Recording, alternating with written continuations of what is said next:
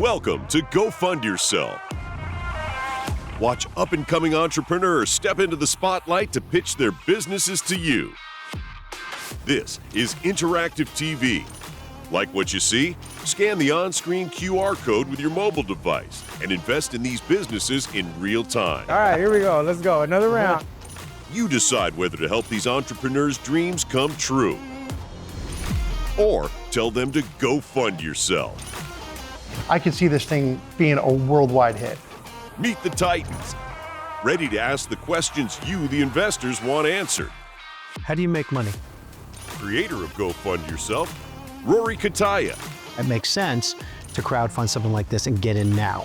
Jason Waller. Can't tell you what to do, but this is a lottery ticket. David Meltzer. Things will go viral very quickly. This isn't just entertainment. Because there is a huge opportunity. With the money that you raise, what will you do with it? I love this. This may be one of the best deals I've seen. And now, it's time to go fund yourself. Today's panel of Titans includes CEO and founder at WFR agency, Dario Herrera, as well as founder and marketing expert with over $140 million raised, Sarah Hardwick. And here with a product that can add augmented reality to any app is Sven Franken, founder and senior executive at Tropos AR. We want to reach people who understand that augmented reality is the next big thing.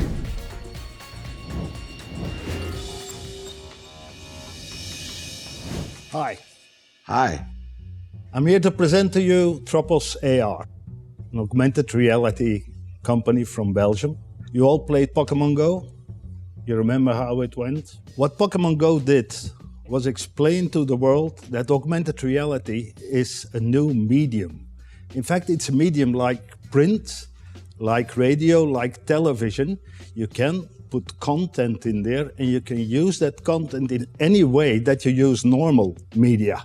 You can do advertising, you can do anything. My name is Sven Franken. My partner is also called Sven. That's to make it easy.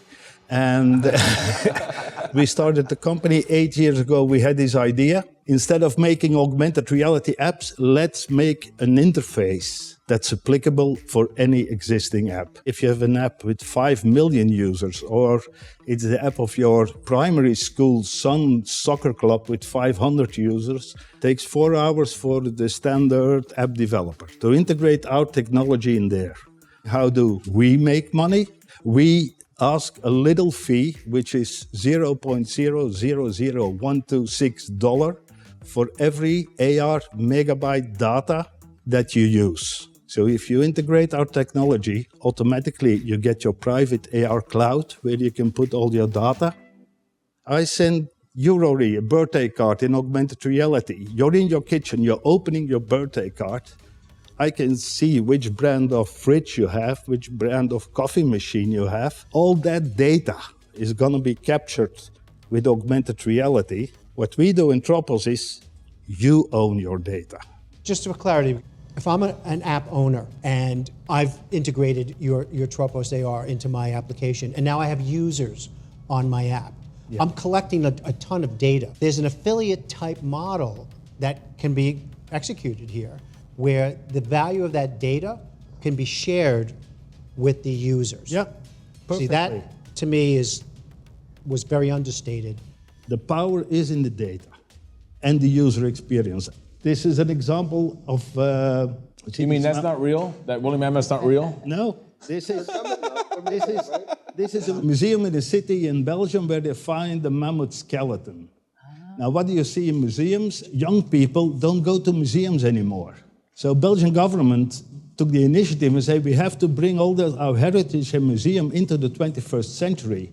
And we are now busy making augmented reality. So they go into the museum, they see the skeleton, they come out with their phone, and he walks over the marketplace, walks the mammoth, he makes sound, and people are taking pictures with the mammoth. How many customers do you have currently?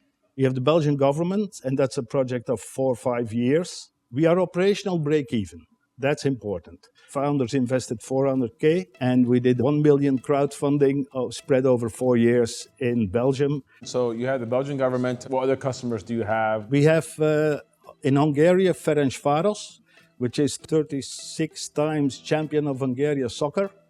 And they also wanted fan engagement. They see that their audience is growing older. Now, what they did is they made a photo up tool with our technology where everybody in their home, they can just select the player and the player is with them in the home. Wow. I'm already so excited. You got the team, they are selecting a player, and that's the Teams app, so the team that's owns the Teams app, yeah. Yeah. And there's the player. And the team is collecting all that data. And the team is collecting the data. And learning about everything in their homes. All their fans. 1 month, the app downloads went up 15%, the commercial revenue almost 50%, because people share this on social media. Right. And now that team is using our technology, their augmented reality present as a new medium to sell advertisement. Can they sell product? Can it sell product? I'll come to that too. You can even pay with it. NFL, biggest league, Super Bowl, 130 million people viewing at home. I'm sure 10% will want, what's his name? Patrick Mahomes, the quarterback of last year. Hey, I did my homework. Yeah. And then, Dad, can I have Patrick Mahomes? Can I have it? They will click and they will put him in the living room. But think of it as an ad channel. That's another new channel that the whole Super Bowl organization can sell. And 170 million viewers, NBA finals. It's the far west for the moment. And we are bringing the train to go through it. So that's the benefit for the end user, that it gives them opportunity for additional revenue. How do you monetize that revenue? Every time that somebody downloads Mr. Mahomes, it's data going over. That's why it's such a small percent. Right. We have to have it from the number in the users. This lady, this is a combination of AR as a visual layer of AI. System know she is going on an all-girls weekend. She needs shoes. Those are AR coupons. New world of couponing. You just walk around your shopping mall, you got your coupon. That's Pretty good, man. It's pretty This good. is super hot. You go inside, you put your coupon, there is a barcode, it's scanned, they know your email address. Again, we got your data, we know what you were doing and everything. Do the vendors, the shoe store, does the shoe store have to be a customer in this case? What we're doing now, we're doing this now for cities. So we put it in the city app. Yeah, but you could do it in a shopping mall, and the owner-operator of the mall will just have everybody in it. Yeah, Right. that's the Yeah. best solution. Yeah. And what about the 4 hours of integration? Is that charged or free? We give you the support. Wow. This is an example when you want a client loyalty. You have a client, you know it's their birthday, send them an augmented reality gift. Can I show you one at the last one? Yeah. Okay, the friend finder, let's say Coachella, 125,000 people. What's the worst thing that happens to you when you're in a large crowd? Where are my friends? So this is a festival in Belgium, Brussels, you can see it. And you put out an anchor, and the content of the anchor is sold to advertisement. So you can say, I'm here. And then with your picture, and they will know where you are. And again, you're selling the content. The thing is using the AR medium as a medium. And because people have augmented reality is gaming. No, it's not gaming, it's a new medium. How much are you trying to raise? To set up organization in the US, 2 million. Okay. What I need more is Introductions, networking, strategic relationships. That's what I need. I can help. Yes, I can All help. 4 of the big leagues. Yeah, there's no question that just the people around this table could add enormous value in introduction and resources. So you came to the right place. Yeah. Ben, good job. Oh my gosh. I'm very happy that I got this opportunity because now the whole of America knows if you have an app and you want to enter the augmented reality world, Tropos AR is your solution. That's a good one. That's a good one, Sven. Yay. That's a good one. Leaving the studio today anyway, I will be a richer man because of the experiences I had today. First of all, I love the low barrier of entrance for the app users, right? The app owners. The cost is negligible for them. and the applications are infinite. And I really like Sven. Yeah, I do too. Do you think that you've got clients that would love to get their hands on this data? 100%. Not just the engagement side of it, but the back-end data play is huge. It's infinite possibilities. Yeah, I thought it was pretty hot. Sarah, what do you think? Yeah, I mean, it's sexy. It is just, it's impressive. As a marketer, you know, it is just something that I would get excited about. I can imagine influencers. I feel like the sky is the limit for this. I was super impressed, and I just think it has so much possibility, and I'm just pumped. And Dave, you've got the athletes, the leagues, everybody that, what do you think? Yeah, it's the leagues and the organizations. I think the barrier of entry is the biggest issue for me. When he said they will do 4 hours of integration and get something up and running, because most of the largest organizations, corporate or in sports, all they want is a pilot. And if you can say, look, I just need 4 hours with your IT guy, and we'll start with this. And once they have the same user experience we just had, they'll keep implementing more and more and monetizing more and more, which is all he needs to monetize his business, because the more data that's moving back and forth, the more money they make. It's a simple model. Yeah. My one question is, and I know it's very little, you know, per data packet sent, but does that add up? Does that get to be expensive? It must. I don't think we really quantified what that cost could look like, right? So I think that's something that I'd want to know more about. If I own an app, what's it really going to cost me? Well, presumably you're offsetting that with revenue you're generating from the app. Correct, but the question is my only question is how, you know, what is that? What's the an delta? average small to medium business? What is that? You know, Is there a margin on it, and what is Right. it? Right. I mean, as a technology that's ready to go right now, go to market, super impressive. Super impressive. Good for him. Good stuff. Yeah. Very good. Yeah, it's great.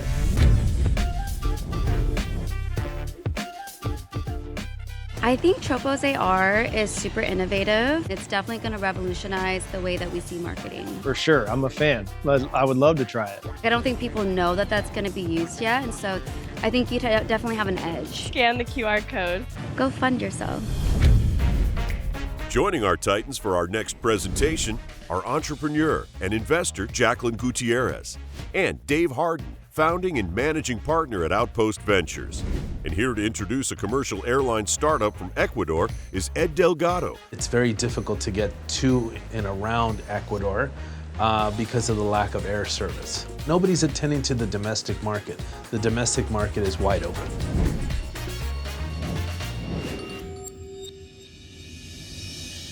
Hello, Titans. Greetings. What an honor is it for me to be here today. My name is Ed Delgado. I'm the proud founder, CEO, and president of Ecuadorian Airlines. We are a startup airline in Ecuador. I started in aviation in 1990 with Delta Airlines and then went to Continental Airlines. Traveling to and from Ecuador for vacations, for visits, we noticed that there was an increasing void in the aviation sector. This airline previously existed in the 1950s and it ran through the 1990s, where the government of Ecuador had already taken over the airline and had sold it off to a Brazilian carrier. Regrettably, this airline, with the fusion with the Brazilian carrier, went out of business in the late 90s. It only lasted a few years during that transitional period. Since this period, we haven't had a reliable domestic carrier in Ecuador. Currently, we only have two major airlines that are servicing Ecuador. It's one out of Colombia and one out of Chile. They come into Ecuador under a certain agreement with the government, and they service a couple domestic routes, but really they're there for the international traffic. They don't really want the domestic at all. It's just not in their wheelhouse. They also go in there because we have fuel subsidies, which in an airline business is one of the top most expensive things behind labor. So they come in for the subsidies, they fill up their tanks, and then they continue onward to their other destinations that they serve out of their major hubs, be in Colombia, in Bogota, or Lima, or Santiago, Chile. Currently, there is no air service inside of Ecuador for domestic service. I'll give you an example. It's like for us right now, if we wanted to go to Vegas, if we wanted to go to San Francisco, Phoenix, the only viable option is either you drive yourself or you take a bus. So our bus service right now is our competition, believe it or not. So for a 78-seater in certain routes, our break-even is 33 passengers. On some are 40. Our business model is we're a hybrid. We're low cost internally, full cost externally. So our price point per seat is approximately between $45 to $75 per route. What does a bus charge for your typical in-country route compared to what you're going to charge? Depending on where they're going, between $12 to $30. But here's the caveat. It's what the time money. Of course. If I jump on a bus to take my family to the beach, it's going to take me 7 hours to the closest beach out of Quito, 7 hours in each direction. Or I can jump on an airplane and be there in 30 minutes. So I would spend $30 for a bus ride that'll take forever, or I could spend $75 with you and get there in 35 minutes? Exactly. Okay, so that's what I want to hear. That makes complete sense. This has repeated in history with other carriers in other countries, and it has been incredibly successful. One, here in the US, Southwest Airlines came about because of the lack of air service that Herb Kelleher saw back in the 1970s, 60s and 70s. He created Southwest Airlines, and now Southwest Airlines is one of the major airlines in the world. Another example is down in Brazil. David Needleman, who founded JetBlue, went down to Brazil and did exactly that. He took people out of buses and put them into airplanes and created Azul Airlines, which is now a mega carrier in Brazil. The exact same thing is what we're trying to create here in Ecuador. The reason for bringing back this iconic name is because it holds a lot of nostalgia, the goodwill that it holds within the Ecuadorian citizens. We bought the name about 10 years ago, and the original name was Ecuadorian Aviation. And then a few years ago, we created Ecuadorian Airlines in Ecuador, and subsequently Ecuadorian Airlines here in the US. We are a Delaware-based company. We have gone through 3 years of creating this company from nothing all the way up to the point where what we need now is the funding part of it.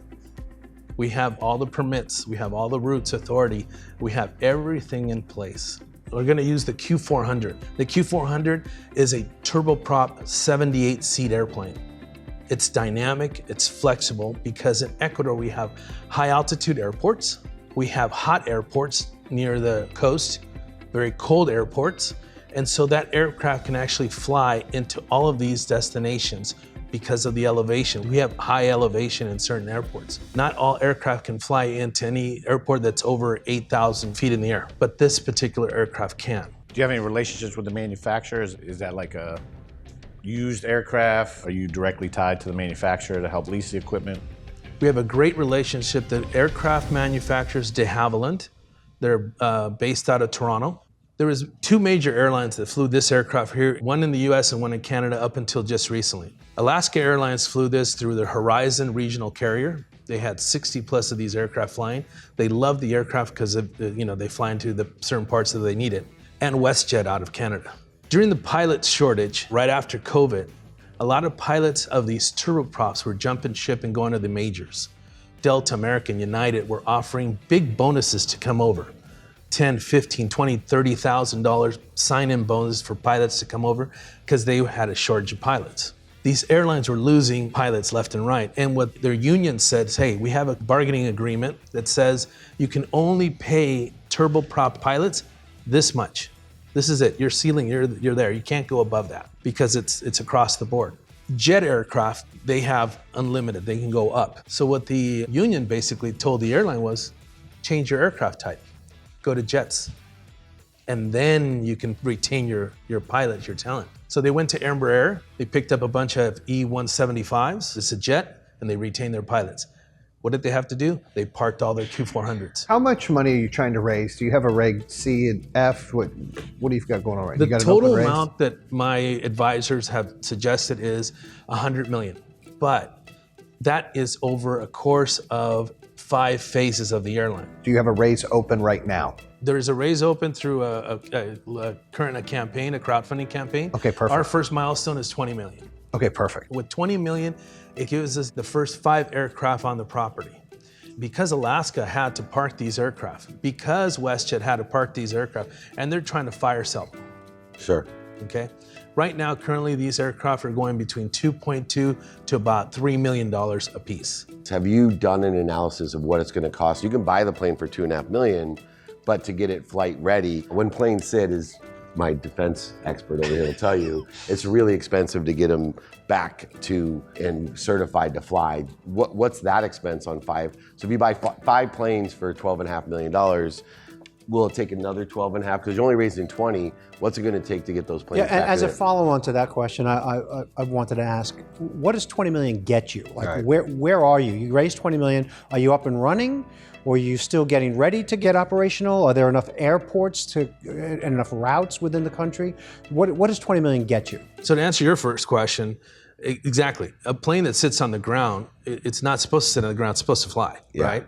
So right now, luckily, because Alaska Horizon has an incredible maintenance plan that these aircraft have been put through, they're maintained, okay. and their preservation, which is here locally, not too far from here. To bring them out of the desert to flying condition is going to be about $300,000 to $500,000 per airplane. Oh, that's good. And that includes, believe it or not, is the paint, because they're going to have to take the paint off and put the new logos on. Now, what does 20 million get us? 20 million gets us to where we can have the first 5 aircraft purchased, the 2 first aircraft in Ecuador, and ready to go, ready to fly, with the other 3 aircraft coming in every 30 to 45 days. Now, you mentioned routes. We have all the routes. What does that mean? The government of Ecuador, during our certification process, we said, hey, there's all these cities that we'd like to fly to. We'd like permission to fly from this city to this city to this city to this city to this city. How many routes do you intend There's to 30 service? routes. With the 20 million, with the first 2 aircraft coming into service, we'll be able to service 6 cities to start with. The money that you raise, what is the time frame? Let's say you raise a few $1 million to get started. What is the time frame to get one of these planes live and ready? From the moment we have the money till we have the wheels up, 6 months. Okay. So I think there's a real opportunity there. But I do think you have to get the operational thing down. It's a lot different when you're actually rolling out the on-the-ground operations to make sure it's successful, cost-efficient. I think that you've got to connect with Dave. When he gets into your numbers, he's going to be all over this thing, and I think he could really help. I think this is a great opportunity for investors to look at, and it really helps the travel there in Ecuador. So good job. That's what I've got. Thank you. Well done. Well done. Thank you very much. A lot of feedback, a lot of creative ideas that they gave me. And so I thoroughly enjoyed Well it. done. Thank you very much. Anybody can invest through our WeFunder campaign, through our crowdfunding campaign. Anybody can invest as low as $100, and you can be part of this dream, part of this journey that we're all on. Great presentation. Look, there's a heart thing to it, right? It's like you love to see nations climb in status. And that's done through power, it's done through transportation, right? And so we have a moment in time to help, and I think he can make a difference in the world.